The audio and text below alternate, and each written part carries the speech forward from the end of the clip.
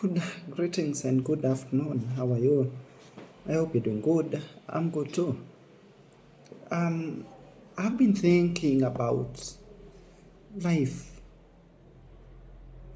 what life really brings to us, what we go through in life, the kind of people we interact with, and the kind of associations that we make. And most of the times, we have people who do not appreciate our effort. We have people who want to bring us down. We have people who want to be seen to be the face of everything and to bring us scrambling down. People who never see anything good in their fellow human beings. I know most of you can attest to this in their workplaces, maybe, and even in their families. We have relatives who do not speak, who do not talk to each other. At the workplaces, we have people who will do anything possible to throw you out, just to ensure that you are no longer gaining, you're no longer employed in that organization, just because you've done something incredible. And they cannot stomach that. It's too much for them. So they hunt you and they ensure that they've done away with you. But, ladies and gentlemen, I've something for you that drives me over and over, even when things are not working as I would want, even as things are not going the way I would expect them or I would like them to. Because for real, we have to say that such things bring us down. When you are trying your best, when you're doing the best that you can in your area, and then people are bringing you down again and again, or they are scheming, they are bringing schemes just to ensure that you do not continue. And therefore, what I have for you today is a phrase, not really a phrase. Let me call it a quote, a long quote, by the former Russian President Theodore Roosevelt, who said the following, and I quote, "It is not the critic who counts, not the man who points out how the strong man stumbles, or where the doer of deed could have done them better." He continues and says that the credit belongs to the man who is actually in the arena, whose face is marred by dust and sweat and blood, who strives valiantly, who errs and comes short again and again, because there is no effort without error and shortcoming. But who does actually strive to do the deeds? Who knows great enthusiasms, the great devotions, who spends himself in a worthy cause, who at the best knows in the end the triumphs of high achievement, and who at the worst, if he fails, at least fails while daring greatly, so that his place shall not be with those cold and timid souls who neither know victory nor defeat. End of quote. Ladies and gentlemen, it is not the critic that counts. It is not the man that points out how the great man stumbled or where the doer of deeds could have done them better. The credit belongs to the man who is actually in the arena, that person who is actually on the ground, who is working things out, who is trying, who is striving to do things what he's supposed to do, who is doing extraordinary things, who is not just talking. It is about the doer of deeds, whose face is marred by sweat and blood and dust.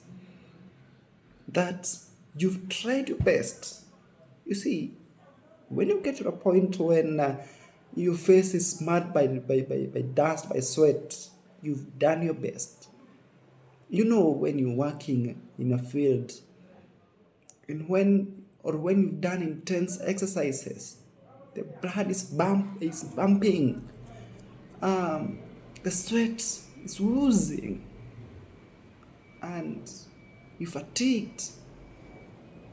You've done a lot of work. You've done the best of your ability. You are doing excellently well, as much as you can, based on the resources that are at your disposal. You are striving. You have the devotion.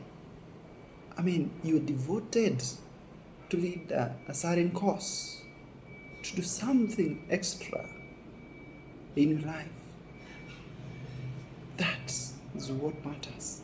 Continue, because at the end of the day, he says that the credit belongs to the man who spent himself in a worthy cause, who are the best.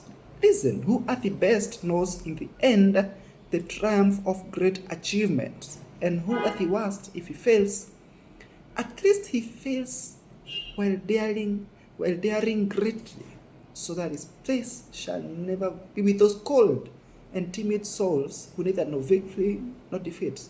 Those cold and timid souls, underline that. The person whose work is just to talk, mere talking, with no deeds, with no actions. The person who thinks that by talking they solve everything, but they are destroying. The person who promises themselves, promises other people, they want to achieve something, but they are doing nothing. Mere talk. They are not striving. They are not daring. They are not doing anything. So it says, credit belongs to you who is in the arena, you who is working day and out, you who is trying valiantly, you who is not sleeping, you're having sleepless nights, you're fatigued, you're having restless days. You don't even have time to rest because you're striving to make or to bring positivity in your life, to bring positivity in your jurisdiction, and in whatever you do, you are trying the best that you can to ensure that you change the world and the world of those close to you. And therefore, this is to you and this is for you. Don't stop and don't give up. It doesn't end there.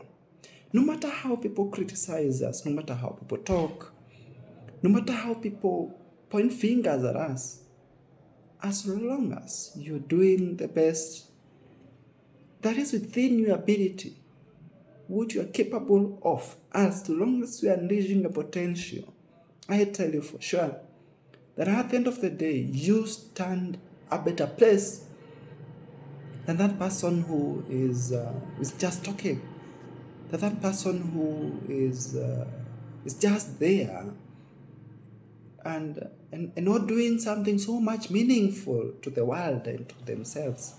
So I encourage you, friends, to continue working hard. Close your ears. Close your ears to naysayers. Close your ears to people who don't want good for you. Close your ears to the critics and do the best that you can. And with that, ladies and gentlemen, I wish you the best. And I hope at the end of the day, we're going to get the fruits of our hard work. Thank you.